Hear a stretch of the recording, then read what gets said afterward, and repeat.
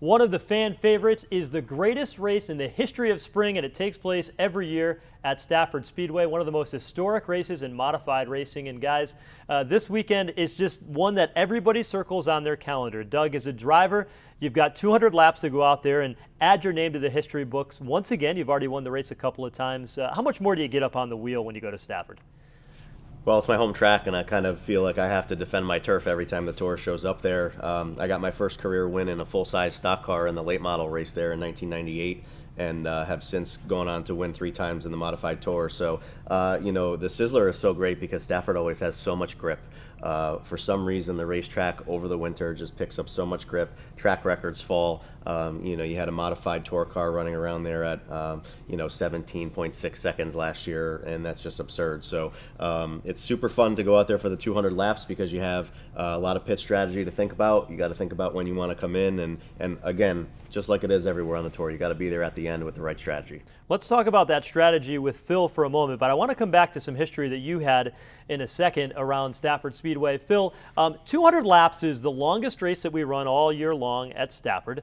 Fuel becomes a factor now with the NASCAR spec engine. You're going to take 4, maybe even 5 pit stops throughout the day.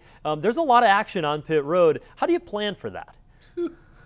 Play it as it goes. It really does. You know, throwing in that fuel stop with the spec engine and stuff. The last couple of years, it's definitely thrown a different avenue to go down.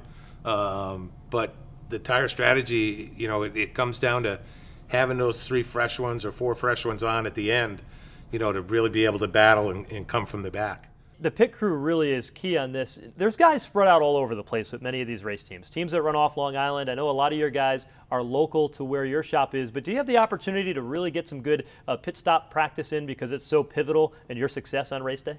I wish we could get a lot more. Unfortunately, most of our guys live 3-4 hours away, but they've been around racing their entire life. It's like riding a bike. You know, once you've done it once or twice, you're right back in it. And it's Stafford being the 1 tire per stop rule, it makes it, you got to be on your game. Talking about being on your game, Doug, take you back to 2006. You had been on the Wheel Modified Tour for about 4 years. You were running with Don King for a while, and then you jumped over to start running for Kurt Chase in that yellow number 77, a famed modified. It was a Spring Sizzler 2006. Nobody really knew of this Doug Coby guy other than your success in full-body competition at the racetrack, but the Wheel and Modified Tour, you were still trying to make your name. Tell me what that day was like for you as you captured your first win in the greatest race in the history of spring.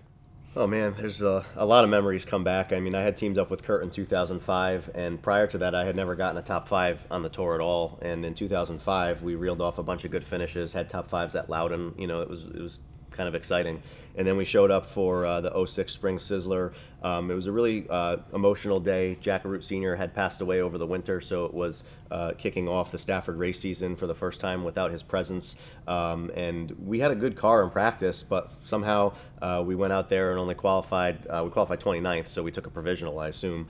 And it was just one of those things where strategy came into play, a couple lucky breaks, and then the last, I think, 65 laps went caution-free, and I had just taken the lead prior to that on a restart. So, you know, just a special day and a really emotional day. And those are the kinds of days that you remember forever. You know, you think back to, you know, starting in the late model and progressing at Stafford to now kind of crowning it off with a Sizzler when it was a really special day.